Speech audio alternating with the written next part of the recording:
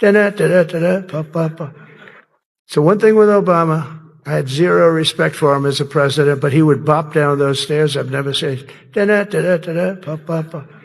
He'd go down the stairs, wouldn't hold on. I said, it's great. I don't want to do it. I guess I could do it, but eventually bad things are going to happen, and it only takes once. But he did a lousy job as president. We have some news this morning. MAGA has erupted overnight over Barack Obama visiting Canadian Prime Minister Mark Carney. Barack Obama visited Canada, and now MAGA is suggesting that he should be arrested, that he's launching some type of coup. I mean, you can't really make these things up, but it is a Saturday morning, so there usually is a crazy headline. You have folks like Laura Loomer saying, why is Barack Obama meeting with world leaders while President Trump is in office? This is a coup. You have another one, this is a big MAGA account on Twitter, saying Barack Obama is up in Canada holding private discussions with Mark Carney. Obama needs to sit down and figure his freaking place before his ass ends up in prison for violating the Logan Act. Mind you, Donald Trump met with world leaders in 2024 before he was president again and when he wasn't in office. There's nothing wrong with Barack Obama meeting with Canadian Prime Minister Mark Carney, but it does upset them because Trump doesn't have a great relationship with Carney. And if Obama has a good relationship, well, that's not good for, I guess, MAGA in some way. Obama got a prize. He didn't even know what he got. He got elected, and they gave it to Obama for doing absolutely nothing but destroying our country. No, he was not a good president. The worst president was Sleepy Joe Biden, but Obama was not a good president. How many months after he won the election, then they gave him the Peace Prize, right? It was right after he was elected. My election was a much more important election. We got a president who thinks it's okay to use the Justice Department to go after his political opponents. Hey, wait, don't boo. Vote. He's deploying the National Guard in American cities, claiming to stop crime waves that don't actually exist. We've got masked ICE agents pulling up in unmarked vans and grabbing people, including U.S. citizens, off the streets on the suspicion that they don't look like real Americans. It's like every day is Halloween.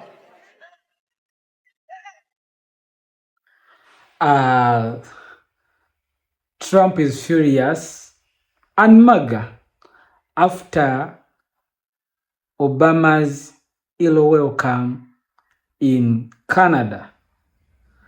Like I told you, Canada prefer dealing with Obama than Trump. Now MAGA is furious. They are saying that why would a former president be welcomed like this? They welcomed him like the current president. Look at the motorcade. Look at how people are happy. They are excited to receive their hero. We all love Obama. I could listen to him speak forever. I love the way he speaks. He's bigger than life. He's a very good orator. Barack Obama. I'm not neutral. Well, MAGA is very upset this morning. It's all because Obama was in Toronto and he met with Mark Carney before a gala where he was a keynote speaker at. Check out those comments under that post, shall we? Oh, Obama committed a federal crime where he has no immunity about. Oh, Uncle Jonah thinks it's a coup. Canada's becoming a national security threat.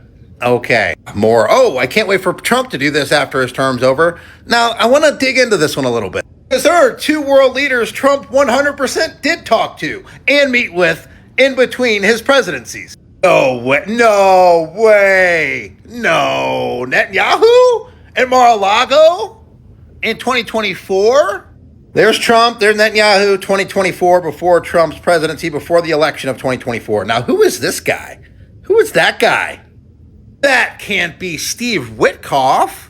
Steve Witkoff, that is in charge of the negotiations currently, as of now, with Iran, along with Trump's son-in-law? That can't be. Oh, and also Trump was talking to Putin. He still had communication lines open with Putin. During Biden's presidency, Trump met with Putin, who had the war going on with Ukraine, and Netanyahu, which was bombing Gaza. Interesting. And friendship between Canadians and Americans. Canada was the first country I visited after I took office. Last year, Michelle and I... You see that man right there? You know who that is? Churchill. Winston Churchill. The late, great Winston Churchill. And Barack Hussein Obama did not want his bust in this office. Did you know that? And Barack Hussein Obama sent that bus back to England. They didn't want it. And when I came in, I was asked if I wanted it. I said, absolutely, I want it. And I put it right there, Winston Churchill. And, unfortunately, Keir is not Winston Churchill. Anyway.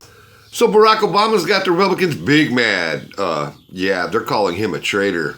Barack Obama's over in Canada right now, hanging out with Mark Carney and trying to help provide support for their new trade agreements. And they're saying that he's doing a coup and that he's violating the law and he's a traitor. But we all know that Trump was running around talking to world leaders before the election in 2024. He was hanging out with Netanyahu trying to derail VP Harris's campaign. But if Barack Obama, the greatest president of the United States ever, goes over to Canada, then he's a traitor and starting a coup. Oh, what are they going to?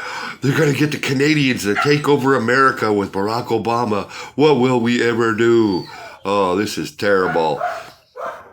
Tell me what you think down in the comment. Do you think that it was right, Canadian government, to welcome Obama like a hero, yet he's a former president? Do you think that is still representing America as the current president? Because what I'm seeing, it shows that Canada doesn't trust Trump. That's why they keep on putting tariffs on Canada. That's why Trump keeps on putting tariffs on Canada. Anyway, tell me what you think down in the comment. Do you think that it's allowed for the Canadian government to receive a former president of the United States like this? Former U.S. President Barack Obama and current Prime Minister of Canada, Mark Carney, both broke the internet overnight. All because Mark Carney posted a video of him meeting and shaking hands with Barack Obama. Watch. So that 8-second clip has caused the internet to absolutely erupt in anger and questions. What in the world is a former U.S. president doing talking to the leader of Canada? That is unacceptable. That is collusion. They are treasonous. They are working against Donald Trump. We demand both their heads. They should be thrown in jail. It's collusion. Hold Obama accountable under the Logan Act. And I'm like, the Logan Act. So that's when somebody who is a U.S. citizen, but not part of the government, involves themselves or talks to a foreign leader, from a leader from another country, right? Because isn't that what Donald Trump did when Biden was president? Because he admits that he talked to Putin. He admits that he talked to Viktor Orban. He admits that he talked to Netanyahu. Hell, I think even Netanyahu came to Mar-a-Lago at one point. So how is that not a violation of the Logan Act? But somehow this is. And the thing is that the reason that Barack Obama is even in Toronto meeting Mark Carney is not because he specifically came to Toronto to meet Mark Carney. No, he came because there is an event being put on by Canada 2020. It's a think tank convention. That's what it is. It's a think tank convention. A bunch of rich geniuses sit in a room and talk about all the things they think that they can do to make the world a better place. That's exactly what it is, right? I guess it's political in a sense, but it's not collusion. It's not treason. They're not purposely getting together. I mean, you have absolutely no proof of that's what's going on. And the thing is that this happens. I mean, Pierre Poilievre right now is at his own convention in Ottawa with U.S. representatives. U.S. representatives, I might add, that have said horrible things about Canada. Okay? And he's there speaking at the same convention as these U.S. representatives. And nobody's screaming collusion. Nobody's screaming, how dare he, I want his head. Like, it's just, I mean, to me, the optics don't look good because these are two of the representatives. One, actually, Pete Hoekstra was supposed to speak and then got pulled back to Washington. But these are people that have said things badly, that have said horrible things about Canada. And yet Pierre Poilievre is at a convention with them, right? But he's allowed to do that. Okay, Mark Carney is not screaming treason and collusion at him, is he? No, nobody's asking for his head. We can be unimpressed with it. Listen, a lot of people are allowed to be unimpressed with Mark Carney meeting with Barack Obama. A lot of people are allowed to sit there and go, you know, you're allowed to have your thoughts. But to sit there and demand that people go to jail or people be held accountable or that it's treasonous is taking it too fucking far when your side does it as well. And I'm also noticing people are bringing up the fact that apparently George Soros was at this as well. And it's like, okay, so a billionaire was at a think tank with a bunch of rich, smart people. I'm not surprised. This, again, is not collusion. It's not treason. It's just what he would normally, the event that he would normally go to. And for the people that are getting upset that are like, oh, this is a billionaire involving himself in politics and trying to sway people and interfere.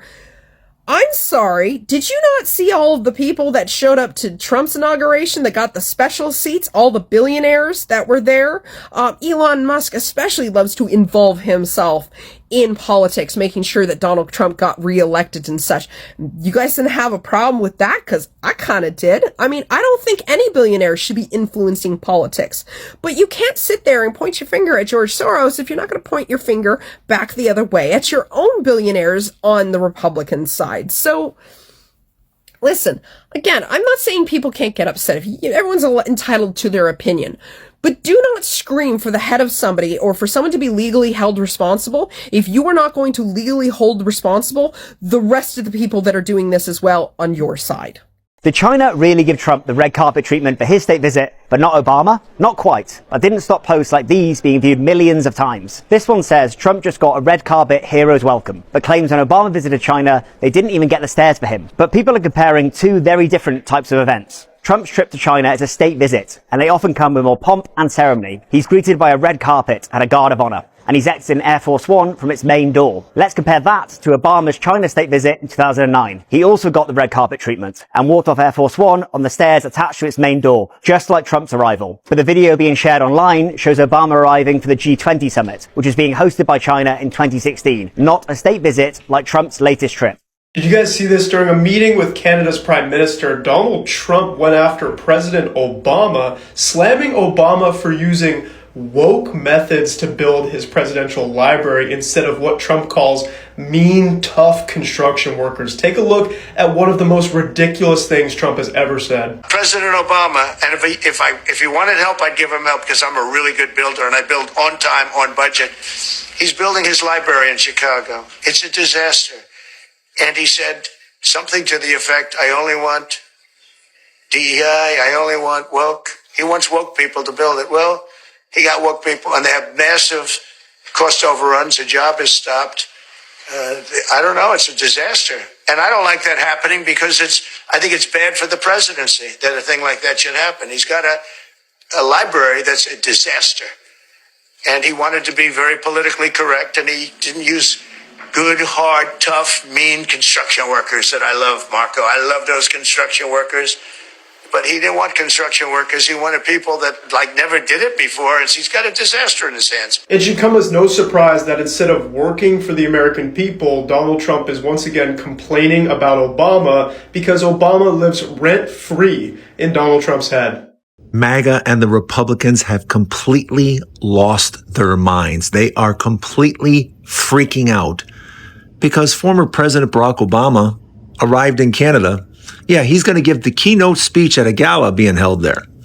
So Republicans are absolutely losing their minds about the fact that he's going to a different country, Canada, and playing nice. This is what presidents have, especially former presidents, have been known to do. Yeah. But no, MAGA is absolutely freaking out. They're saying crazy things like, oh, he's up there planning a coup. What is wrong with you people? Is it just that you don't have anything else better to do? That must be it. Why don't you go down the street and go look at gas prices and figure out why your current president can't control them? How about doing that? Barack Obama? Just leave him alone. He's in a league by himself. So once again, the Republicans are triggered by President Obama. He could breathe and they'd be angry. And this time they're upset because he met with Prime Minister Mark Carney of Canada. That's it. Carney said on social media, welcome back to Canada, President Obama. Thanks for joining us in Toronto for important conversations on how we build a better future. Normal stuff, right? But for MAGA, they think that something deeper is going on. For example, Laura Loomer said, why is Obama meeting with world leaders while Trump is in office? This is a coup. She thinks that Obama meeting with Carney is an attempt to overthrow the United States government. Another popular MAGA account on Twitter said, he's a former president. This violates the Logan Act. No, it does not. Honestly, I don't know what the F he thinks he's doing. The balls the Democrats have, unbelievable. I actually responded to that tweet by saying this you, referencing her back in 2024, celebrating Donald Trump meeting with Netanyahu at Mar-a-Lago. The MAGA Republicans hate Obama because he's better than Donald Trump in every single way, and people actually like him. He's one of the most popular politicians in America. So why is Obama meeting with the Prime Minister of Canada, Mark Carney? Is he like a foreign diplomat, or why? Why is he there? He's retired, isn't he? But lately, he seems to be everywhere. He's like in every election that you see. If someone's redistricting, he's in that. The Virginia election, he endorsed Spamberger. He went and told everybody to vote yes to redistricting. He endorsed Katie Porter for governor of California. He's endorsing all the communists, by the way. And now this week he was in Canada meeting with this other communist globalist. The banker from London that didn't even live in Canada until recently, and he somehow became the Prime Minister of Canada. I even heard that he was paid to be a consultant during the Biden administration, and he was being paid like $2 million or something like that. And that allegedly he even had his own little office in Congress or the Capitol or the White House or something like that. That's allegedly. But why can't he just go away? Ask yourself. Was he handling the auto pen by any chance? Because we all know Joe wasn't governing. I mean, he wasn't even all the way up there. I mean, who was in charge, really? And I want to be fair. Listen to me now. No matter who was president, the pandemic was going to be a huge crisis. People were going to get sick. People were going to die. Businesses were going to close. There'd be travel restrictions. It was a once-in-a-100-year event. But if you look at a country like Canada, the per capita death rate during COVID was 60% lower than it was here in the United States. So you do the math. Over 1 million people died during the pandemic here in the U.S. 60% of over 1 million, that's 600,000 people. That's grandparents. That's aunts. That's uncles, parents, co-workers, friends. Everybody here was touched by it. Some people might have been alive if we had had a competent administration who was paying attention and trying to do things better instead of talking about injecting bleach into your arm. Now, you remember that if somebody tells you, it doesn't make a difference. It will not make things perfect, but it does make a difference. To have somebody who is competent, somebody who sees you, somebody who respects you, somebody who cares about you, somebody who understands your dreams. And you need to remind folks who are still on the sidelines that the election is about more than just policies. It's about values, and it is about character. Mark Carney just stood in front of a room full of world leaders and said out loud, on camera, that we are not going to submit to a more transactional, insular, and brutal world. 3 words. That's all he needed. And if you think he wasn't talking about one specific person, you haven't been paying attention. This was the Global Progress Action Summit in Toronto. Former President Barack Obama was there. Pete Buttigieg was there. Leaders from across the democratic world were there. And Carney got up and gave what I believe is the most important speech by any allied leader since Trump took power. Not because it was loud, and wasn't, because it was precise. He named the disease, he described the damage, and then he laid out exactly what Canada is doing about it. Let's go through all of it. I'll tell you something you know. I've probably told you everything I've said, you know. But, those whose politics is to destroy, to demolish, dismantle, they're not going to change their instincts. This is, in many respects, this is their moment, right? We can't match them by being timid imitations of them. We can't answer them by pining for an old order that's not going to return. And the loss of control that people feel that feeds our age of anxiety, it can only be answered by positive action, by building that which comes next. You know, through the crack in the bell, as Leonard Cohen said, through the rupture that the light gets in. In this more uncertain world, building for all, actual building, concrete, steel, and code is the new progressive politics. And our message to Canadians right from the start has been reflecting back what we've heard. It's a more dangerous world. We have to take care of ourselves. And as Canadians, we will always take care of each other. Building a country that's not just strong, but good. Not just prosperous, but fair. Not just for some most of the time, but for all Canadians all of the time. We can't match them by being timid imitations of them. Read that again. He is not whispering that. He is not hedging it. He is standing up in front of that room and saying, do not be Trump light. Do not soften your edges because you're scared. Do not water yourself down and call it strategy.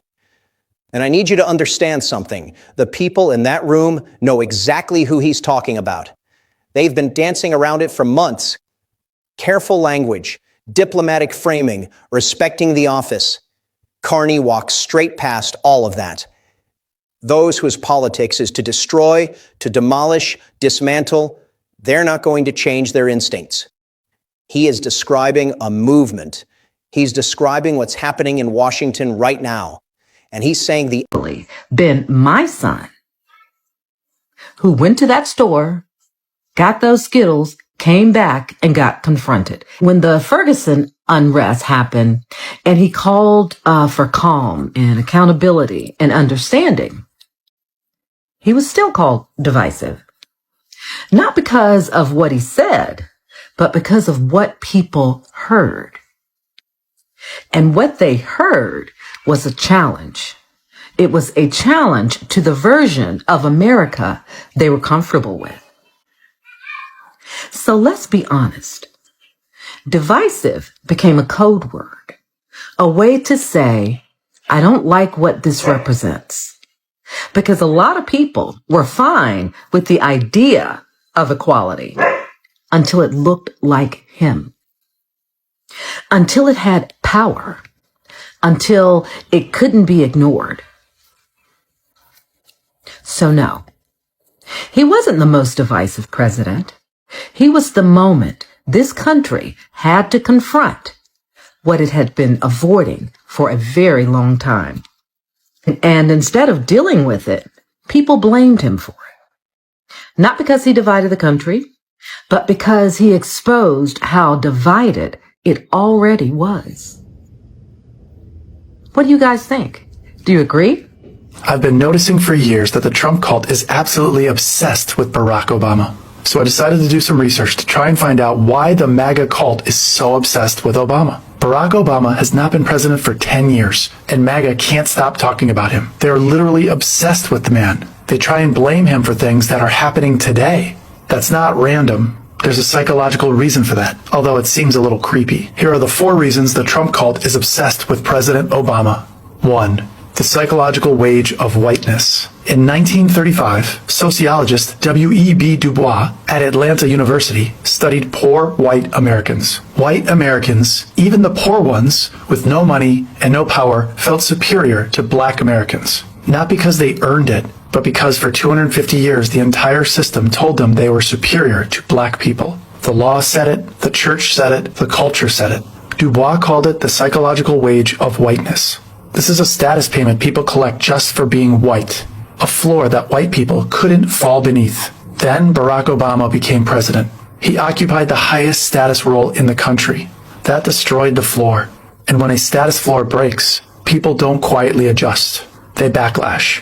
Obama didn't just win an election. He took something they didn't even know they were depending on. They didn't earn this special status, but they thought it was stolen when Barack Obama got elected. And they've been trying to take it back ever since. 2. Social identity threat. Psychologist Henry Teifel at the University of Bristol spent decades studying in-group conflict. What he found was when a member of an outgroup outperforms the in-group, the psychological response is not one of admiration, but hostility. Teifel called this social identity threat. A failed black president would have confirmed the Trump cult's worldview, but Obama being polished, competent, scandal-free, and widely respected. And here in Canada, the world has been inspired as Canadians across this country have opened up their hearts and their homes. And we've watched citizens knitting toques to keep refugees warm in the winter.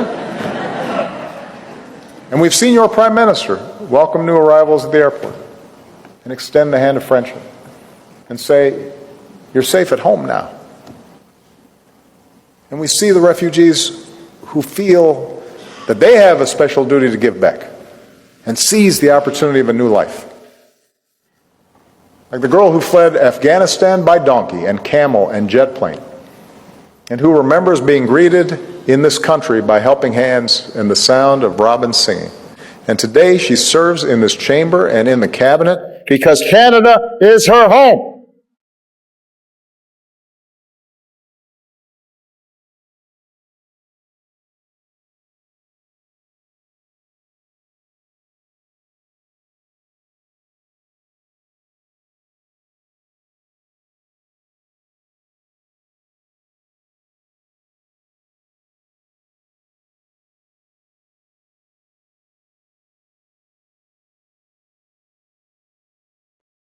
A country is not something you build as the pharaohs built the pyramids. A country is something that is built every day out of certain basic shared values. How true that is. How blessed we are to have had people before us, day by day, brick by brick, build these extraordinary countries of ours. How fortunate, how privileged we are to have the opportunity to now ourselves build this world anew. What a blessing. And as we go forward together on that freedom road, let's stay true to the values that make us who we are. Canadians and Americans, allies and friends, now and forever. Thank you very much. Merci beaucoup. Thank you. Vote for this because we know that the current president would have a meltdown if he did this. But at this point, since the incumbent gives us headaches on a daily basis, let's give him one and start the Obama. By world leaders made it impossible to call him incompetent. The better Obama performed, the more threatening he became to the cult. Not because of his policies, but because his success directly contradicted everything they believe about the natural order of things. He wasn't supposed to be better. He wasn't supposed to be a gentleman and a scholar, and yet he was. That doesn't just go away. When weak, mediocre people see someone they believe was inferior reach the highest office in the country, they don't get inspired. They become filled with rage. They feel lied to, and they need someone to blame for the hate and rage. That target is Obama. Everything they could never be. 3. Scapegoating. Obama left office in 2017, but his name never left the conversation, because Trump spent more than a decade smearing his name. It all started before Trump was even president. Trump spent years pushing the birther conspiracy, claiming Obama wasn't American, wasn't legitimate, wasn't one of us. That wasn't politics. That was a deliberate effort to strip Obama of his humanity and plant him in the minds of millions as the source of everything wrong. Then when Trump took office, the playbook continued. Every problem needed an explanation. Economy struggling? Obama's fault. Crime rate rising? Obama's fault. Anything going wrong in the country? Obama's fault. Psychologists call this scapegoating. Assign one figure as the source of all your problems and anxiety, which then collapses onto that single target. It feels like clarity to his followers. It feels like understanding. It isn't. Trump didn't just keep Obama's name alive. He spent over a decade turning him into the villain of the story. And to the Trump cult members, this story still is true. 4. Cognitive dissonance. Here's what made the obsession permanent. The MAGA cult couldn't call Obama corrupt. There were no scandals. They couldn't call him incompetent. The record didn't support it. They couldn't even call him unpresidential. He was polished, disciplined, and respected around the world. Psychologist Leon Festinger at Stanford University studied what happens when people are confronted with evidence that contradicts their deeply held beliefs. Weak people don't update their beliefs when confronted with contradicting evidence. They double down on their original beliefs. Festinger called this cognitive dissonance. MAGA was left holding a belief system that Obama's entire existence disproved. And instead of resolving that contradiction by updating their worldview, they resolved it by hating him harder. The obsession isn't just political, it's psychological. And it has nowhere left to go. So it goes out onto everyone else in rage and obsession. Obama is living proof that the psychological wage of whiteness doesn't exist anymore. And to weak people who never earned that status in the first place, it feels like an identity crisis. So they obsess more, say his name more, talk about him obsessively all the time. They even have a name for this now, Obama derangement syndrome. Because Obama didn't just win the presidency. He broke a hierarchy millions of people thought was permanent. And they've been trying to undo that moment ever since. It's interesting how emotional MAGA becomes. Every time Obama's name comes up, think about it. Obama has not been president for years, and yet they still talk about him. They still compare him to Trump. They still blame him for things, They still react to his speeches and his appearances, And this shows that Obama carries weight in a way that Trump wishes he could. And the reason for that is because respect cannot be demanded of Air Force One because they didn't even get stairs for him. Trump just got a red carpet hero's welcome with 300 students waving flags and chanting. It feels good to be respected on the world stage again. So it's sort of like, oh gosh, here we go. Just because other countries know that Trump demands insane welcomes with huge red carpets and huge cheering crowds because his ego needs to be caressed every hour of every day, doesn't mean that says anything about the respect of our country or our president, because we can look more empirically at polling data around that and see the plummet in global respect for the United States and for the office of the presidency under Trump compared to the higher respect comparatively under Barack Obama and even Biden. But then I looked at the video because he's saying, look at this split screen. You got Obama so sad going down the little stairs and Trump coming out of the front of the plane to a cheering crowd. But I actually noticed a different thing in this comparison. See if you can check it out.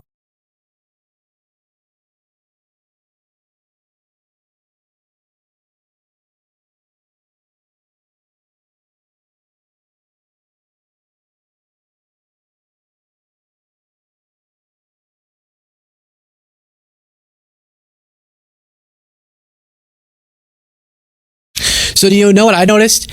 It took all the way until the... This is sarcastic, hilarious, it's paradox, it is wicked fun.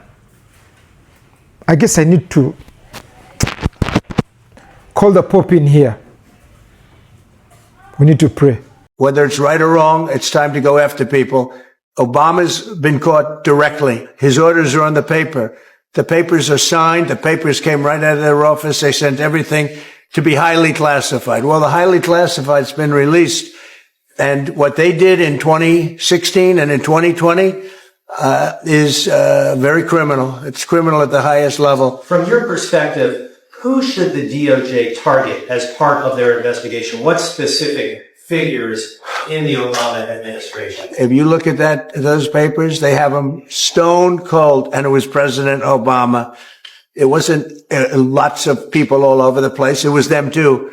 But the leader of the gang was President Obama, Barack Hussein Obama. Have you heard of him? This was treason. This was every word you can think of. They tried to steal the election. They tried to obfuscate the election. They did things that nobody's ever even imagined, even in other countries. And we have all of the documents. And from what Tulsi told me, she's got thousands of additional documents coming. Demanded. You can demand loyalty from supporters. You can pressure politicians. You can flood social media with propaganda, but genuine respect from the world leaders and ordinary people across the world, it has to be earned. And Obama earned that through the way he carried himself, the way he communicated, the way he represented the US on the world stage. So when Obama visits Canada, people don't panic because they think he's plotting some secret takeover. People simply see a former president who still have influence, friendships, and is being admired internationally, and that's normal for respected world leaders. Former presidents often travel, meet leaders, and speak at events and maintain relationships. But because MAGA sees politics almost like a cult-like behavior, they interpret everything through fear and suspicion. Deep down, many MAGA supporters know that Trump will never be viewed the same way globally as Obama. This is because Trump's reputation overseas has been damaged. In many countries, Trump is being associated with chaos, trade wars, insult toward allies, political instability, and constant drama. And that doesn't mean that every person overseas hates Trump, The difference is a global image between him and Obama. Because look at a country like Canada. Canada has historically been one of America's closest allies. But under Trump, tension grew because of tariffs, trade disputes, and bizarre comments about annexing Canada. And that kind of language damages trust. Allies don't want to feel like they're being threatened or they're being attacked by the US, They want stability. They want cooperation. So when Obama visits Canada and is warmly welcomed, MAGA interprets it like almost a rejection of Trump's personality. They see another reminder that America under Obama represented diplomacy and stability, while Trump often projects conflict and unpredictability. World leaders prefer dealing with someone who is stable and predictable, not someone who wakes up angry every morning and start attacking allies online. Diplomacy requires trust, patience, and professionalism, and that's why Obama builds strong relationships globally. So thank you so much for tuning in. Be sure to like, subscribe, and share. Have a good one. I'll see you in the next video. Anyway, thank you for watching Great Minds Blacks.